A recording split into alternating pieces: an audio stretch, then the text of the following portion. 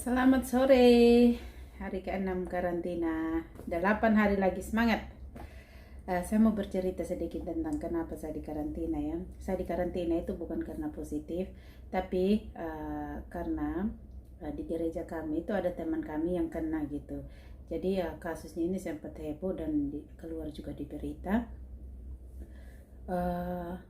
Jadi mau tidak mau kami semua yang ikut ibadah itu harus dikarantina.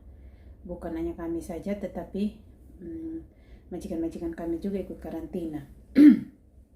Jadi ceritanya waktu itu tanggal 1 dan tanggal 2 itu saya ikut ibadah di gereja gitu.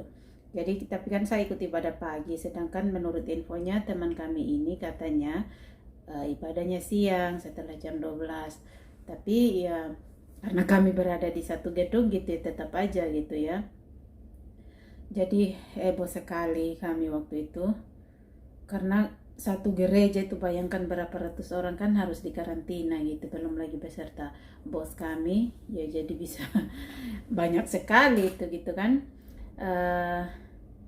Di WA ini ditanya siapa yang ikut ibadah siang gitu, tolong japri, Ibu Hop kami bilang begitu.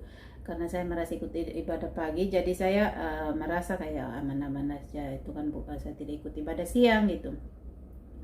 Tapi setelah itu hari-hari setelah itu lagi kayak heboh sekali, katanya papi mami sudah dijemput. Papi mami itu ibu gembala kami ya, papi mami itu sudah dijemput dan ada beberapa orang gitu yang sudah dijemput gitu untuk dikarantina gitu. Wah, saya karantina gitu kan, oh masih fine aja gitu loh kan, kita pagi gitu kan. Mungkin yang setelah itu yang sudah dijemput-jemput ya, yang ikut ibadah siang itu yang sudah dijemput-jemput gitu. Jadi sempat kami di WA itu heboh sekali memang. Ada kayak form gitu yang harus kita isi, kayak data kita gitu, bukan data, kayak ikut ibadah jam berapa gitu, habis kita isi itu kita kirim balik ke mereka, terus dapat jawaban itu kayak dari Departemen Kesehatan, suruh isi data kita lagi gitu, situ sampai diminta ID, kalau tidak salah nomor ID, terus diisi gitu. Itu saya sudah 1 hari setelah itunya baru saya isi gitu. Nah pas hari tanggal 6-nya itu masih heboh-heboh ini di grup WA gitu kan, setiap hari itu heboh-heboh gitu. Kalian dapat inbox dari Livum yang kita scan kalau kemana-mana sih ini kan, pas hari Minggu itu kami ke gereja kan di scan gitu. Nah, oh saya cekin, oh saya dapat gitu, terus dicek gitu, ternyata di situ disuruh disuruh swab gitu, dan saya bilang oh saya dapat ini, di situ sudah lengkap semua, malah saya dapat 3 notifikasi dari Live Home gitu, karena saya tanggal 1 ikut gereja, tanggal 2 ikut gereja, dan di tanggal 1 itu kami makan itu di KFC. Jadi saya dapat dari KFC, saya dapat dari gereja 2 kali di Live Home-nya itu gitu. Jadi mau tidak mau harus ikut swab. Nah, kalau di situ kan sudah lengkap semua, berapa kali kita harus ikut swab gitu, yang berada di jam sekian, di hari sekian, sampai ini semua sudah lengkap di situ ya. Kalau kita lihat sampai di bawah-bawahnya itu di Livum kalau ada notifikasi gitu. Jadi mau tidak mau harus ikut swab gitu. Jadi saya kirim itu ke bos saya perempuan, kata bos saya perempuan ya kamu ikut swab. Sepertinya kalau menurut itu data yang dilihat di Livum itu, kamu harus 6 kali ikut swab gitu. Jadi tanggal 6 itu saya langsung turun di bawah ikut swab, dan tanggal 7 hasilnya negatif. Ini masih heboh ini. Katanya, sudah ada yang dijemput, yang lainnya sudah ada yang dijemput, yang lainnya ini masih heboh mau ngisi data ini, data itu gitu ya. Dan akhirnya tanggal 8 itu saya dapat telepon dari Departemen Kesehatan. Awalnya saya karena nomor tidak dikenal jadi saya reject, dan kebetulan juga saya lagi antar anak les waktu itu tanggal 8 hari Sabtu itu, karena dia les dari pagi sampai siang gitu. Jadi pas siangnya itu baru saya angkat ya, ketika anak ini sudah sama orang tuanya, karena mereka rencananya waktu itu mau keluar ke rumah kakaknya, dan saya harus pulang karena ikut swab yang kedua. Jadi saya disuruh istirahat gitu, jadi saya tidak ikut sama mereka. Nah, saat pas di jalan pulang gitu saya ditelepon sama Departemen Kesehatan. Intinya di data lagi semua lengkap, sampai ditanya-tanya di rumah berapa orang apa segala macam gitu. Saya kasih nomor pos juga karena diminta. Dan akhirnya akhir dari percakapan itu bilang begini, kemungkinan ibu akan dikarantina, pulang aja sekarang, siap-siap. Untuk selanjutnya nanti kita telepon bos kamu, kalau bagaimana nanti akan diinfokan gitu. Jadi saya pulang itu saya pergi tes swab yang kedua kali, baru saya pulang rumah gitu, sambil tunggu instruksi dari mereka gitu.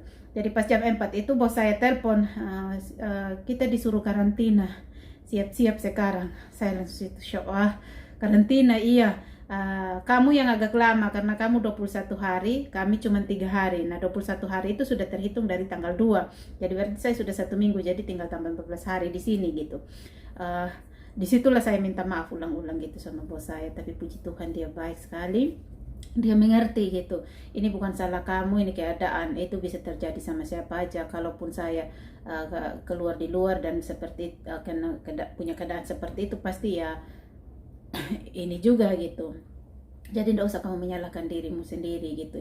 Yang penting sekarang kamu sehat, kamu tidak ada rasa sakit apa-apa. Ini aja gitu. Jangan terlalu stres.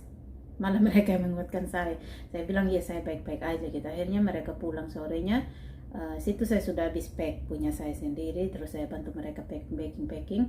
Teman saya juga itu packing. Jadi kita dijemput itu sampai hari Minggu sorenya. Kita tunggu sampai Minggu. Hari Seninnya di sini kita langsung di swab dan hasilnya itu negatif ya, negatif. Udah 3 kali swab saya. Hari berikutnya baru kita tahu gitu. Tapi karena hari berikutnya itu karena kita tesnya malam kalau tidak salah, sore kalau tidak salah. Kalau saya pagi tes swabnya itu hari Senin. Jadi besoknya baru bisa dapat hasilnya, tapi waktu itu negatif gitu. Tapi nah, ini ada kejadian lagi di sini pas sudah semalam di sini.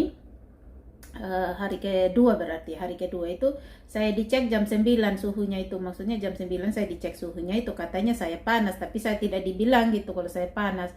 Cuman pas itu mereka WA tengah malam jam 2 itu kan saya sudah tidur, jadi saya tidak baca WA, saya cek WA-nya sudah pagi gitu. Oh ternyata mereka ada WA. Nah di situ dibilang kalau saya disuruh siap-siap karena saya demam, jadi disuruh siap-siap ke rumah sakit. Nah karena saya ada tidur, ya saya tidak tahu apa-apa. Akhirnya mereka gedor pintu, sudah hampir jam 3 gitu, mereka gedor pintu, suruh cepat siap-siap gitu loh. Kenapa sih? Kamu ada panas, ada laporan panas begini, kita bawa kamu ke hospital untuk tinjau, untuk periksa lebih lanjut gitu. Jadi saya kayak heran gitu, sampai turun di ambulans gitu, saya masih dicek suhunya. Heran itu perawat bilang, loh kamu sebenarnya tidak panas. Iya Pak, saya tidak merasa panas, saya bilang begitu.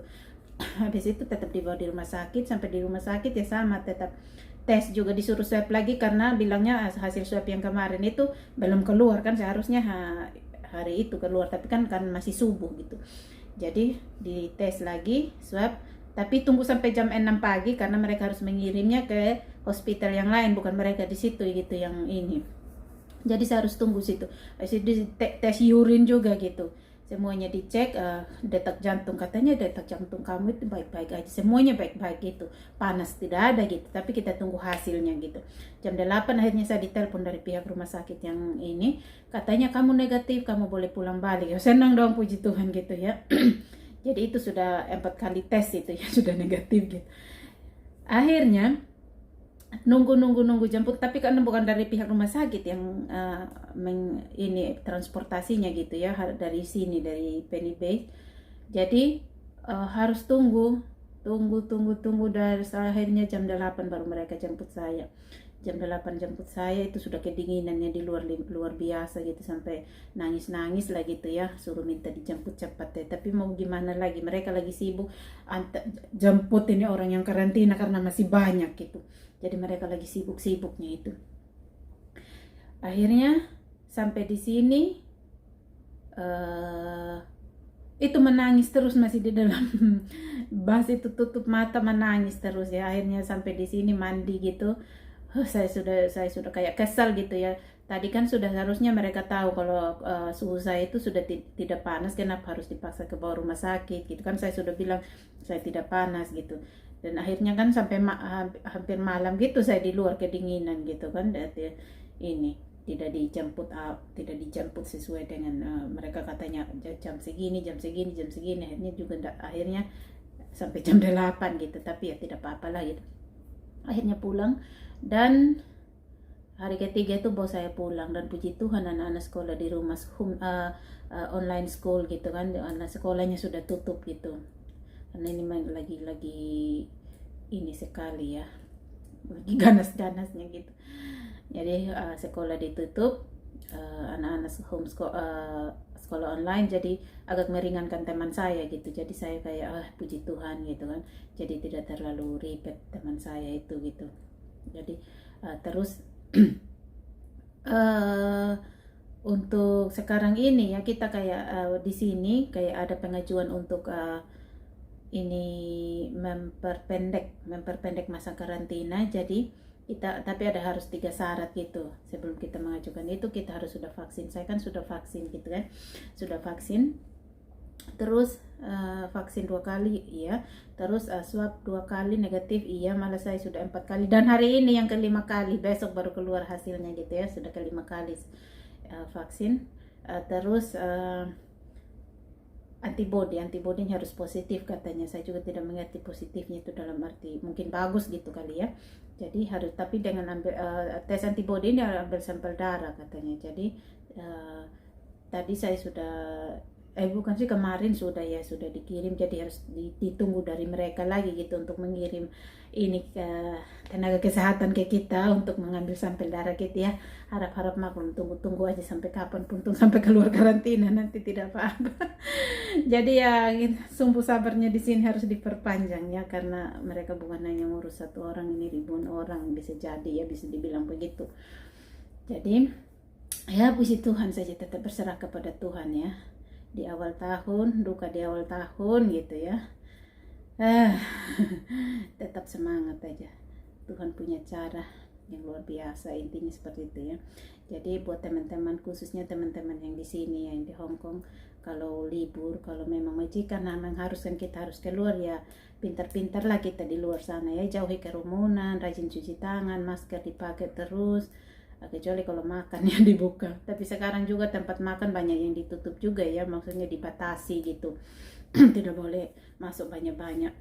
Jadi ya pintar-pintar kita lah gitu ya, jaga kesehatan kita, kebersihan, dan juga ini taat pada peraturan lah gitu ya.